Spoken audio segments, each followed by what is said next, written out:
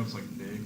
Durrell v. State is a landmark case in Ohio constitutional law in which the Supreme Court of Ohio ruled in a 4-3 decision that the state funding system fails to provide for a thorough and efficient system of common schools as required by the Ohio Constitution.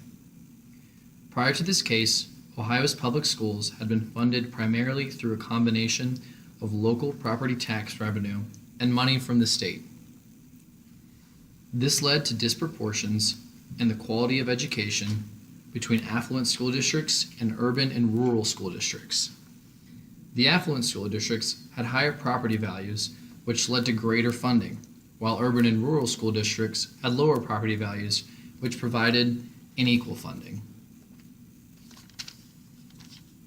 In wake of Durrell v. State, the decision stated that the state would have 12 months to solve the problem. So what has changed in the last 20 years? School funding expert Dr. Howard Fleeter has not seen much improvement.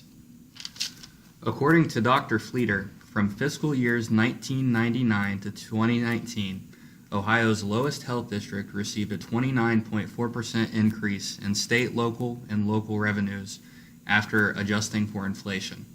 This increase is only 3.8 percentage points greater than the inflation-adjusted increase in state and local revenue received by Ohio's wealthiest school districts over the same time period. This clearly indicates the problem with school funding in that the overall distribution of state and local revenue across Ohio school districts has not appreciably changed.